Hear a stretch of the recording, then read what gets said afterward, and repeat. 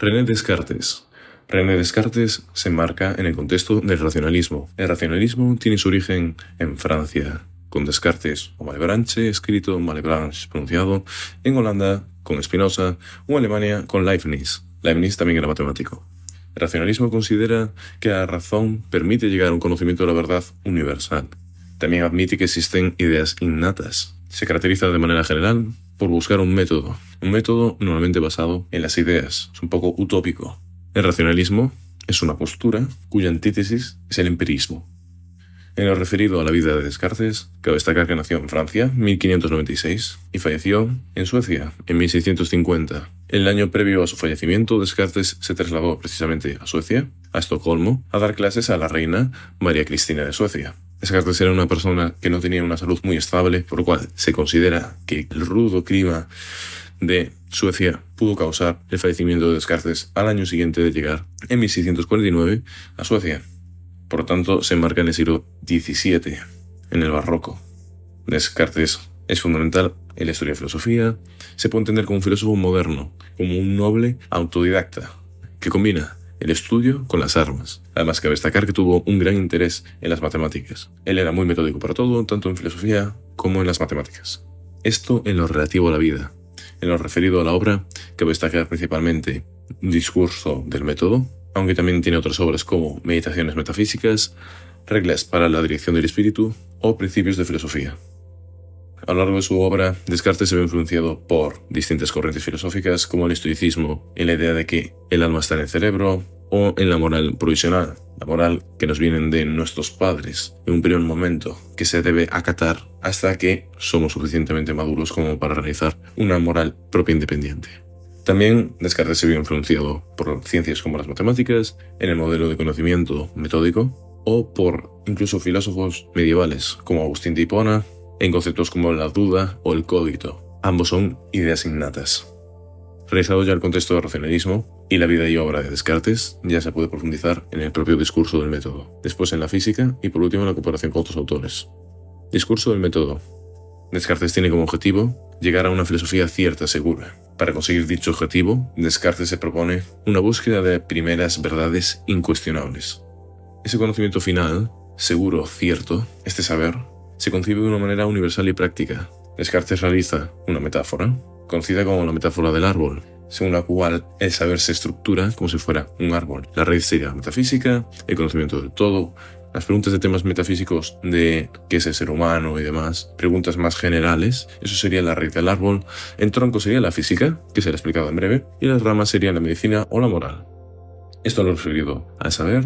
En lo referido a su método, se caracteriza porque es único y universal basado en la razón, por ser un método entendido como un conjunto de reglas fáciles que permiten garantizar certeza en los resultados mediante solo dos operaciones sencillas y básicas, que son la intuición y la deducción. La intuición relativa a los principios, es decir, que se entienden ya directamente como algo muy evidente los principios mediante la intuición, y la deducción, que permite llegar a un conocimiento más amplio, más complejo, a partir de los principios, mediante precisamente la deducción. Entonces, dos operaciones mentales de intuición y deducción.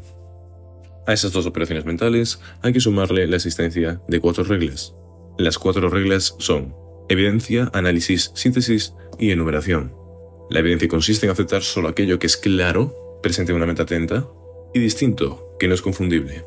Es lo que equivale a la operación mental de intuición. Permite llegar a ideas evidentes. Paso 2. Análisis. Descomponer el problema en ideas claras y distintas. Paso 3. Síntesis. Recomponer de manera ordenada mediante la deducción, la operación mental de deducción. Paso 4. Enumeración. Objetivo: evitar errores, mediante una revisión general e intentar ver una visión global del problema.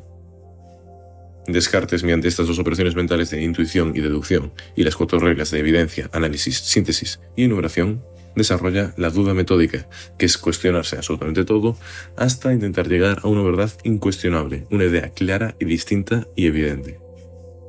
El origen de esta duda se puede considerar en el propio hecho de que los sentidos muchas veces nos engañan. La incapacidad de distinguir el sueño de la vigilia o incluso la hipótesis del genio maligno. ¿Existe algún dios que modifique la realidad hacia el mal? Todas estas preguntas y cuestiones llevan a Descartes a plantearse la duda metódica. Él pudo dudar de todo ¿Puedo llegar a alguna verdad de la cual no pueda dudar sin caer en el escepticismo? Descartes llega a la conclusión de que la primera verdad absoluta es la existencia del sujeto que piensa, del coito. Por eso, coito ergo sum, pienso, luego existo. La conclusión que se trae Descartes es que mi existencia entendida como mente, ideas presentes en la mente, el yo como sujeto pensante, debe existir.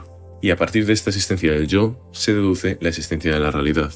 La idea del yo es a priori, no necesita de experiencia, y el objetivo de decir que existe a priori es evitar el solipsismo, evitar quedarse encerrado en el sujeto. Descartes quiere evitar quedarse en el decir, solo existe la mente con las ideas, y para evitar caer en el solipsismo, que es eso, decide decir que existe la realidad y se justifica mediante el yo. El Dios permite enlazar el yo con la realidad. El Dios de Descartes simplemente es un medio de conexión entre el yo y la realidad.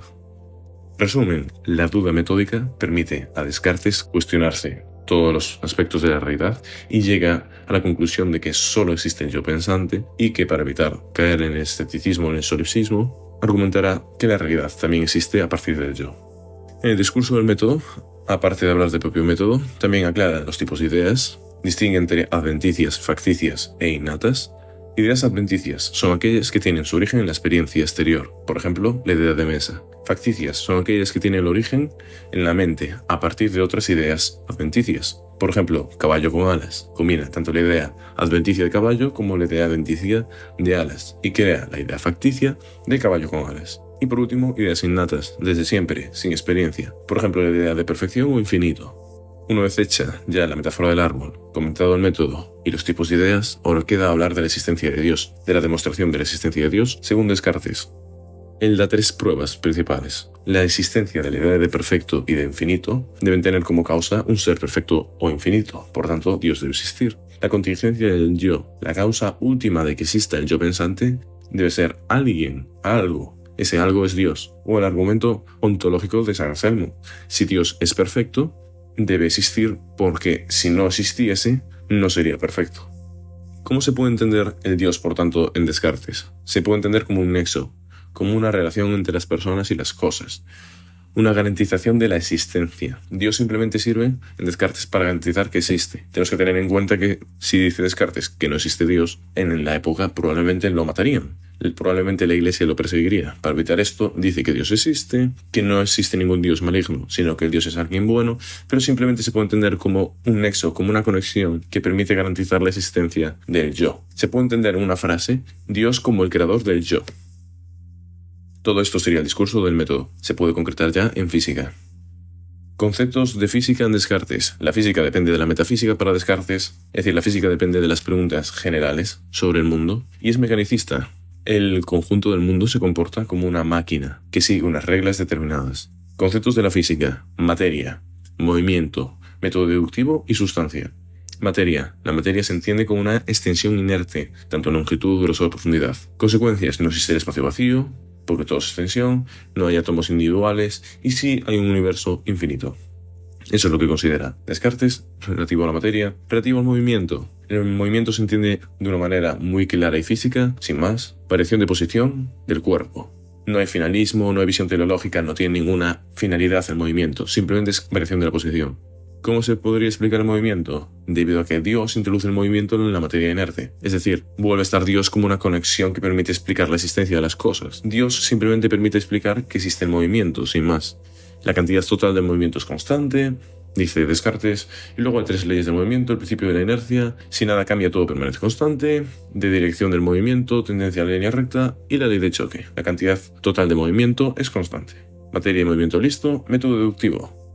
El método deductivo es similar al científico, pero con la diferencia de que no requiere de experiencia. Relativo a la sustancia, sustancia para Descartes es cosa que existe, tal que no necesita de nada más para existir. Entonces, solo Dios sería sustancia.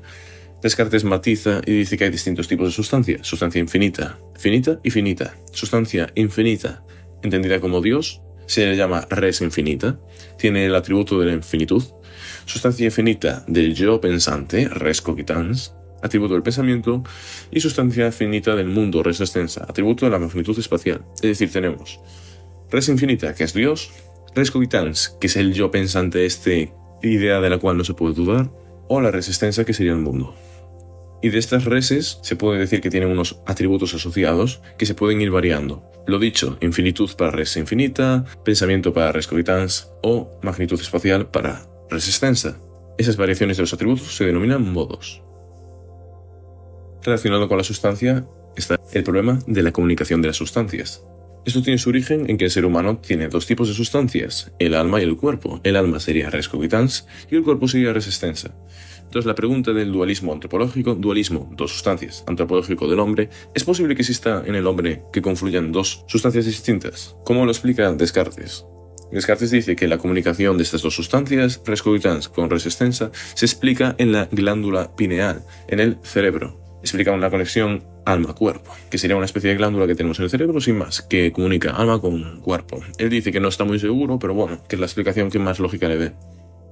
Luego, tanto Malebranche, Spinoza como Leibniz van dando otras explicaciones. Malebranche tiene su teoría ocasionalista de que solo interviene Dios, lo explica directamente con Dios. Spinoza tiene el monismo panteísta, diciendo que alma y cuerpo conforman una misma sustancia, que es el 100% de la realidad. O Leibniz, que dice que en su teoría de la armonía preestablecida, que Dios es tan perfecto que permite que haya una correspondencia entre alma y cuerpo sin que interaccionen como tal, porque realmente el alma no determina absolutamente todo lo del cuerpo ni viceversa, simplemente hay correspondencia, pero no hay interacción directa.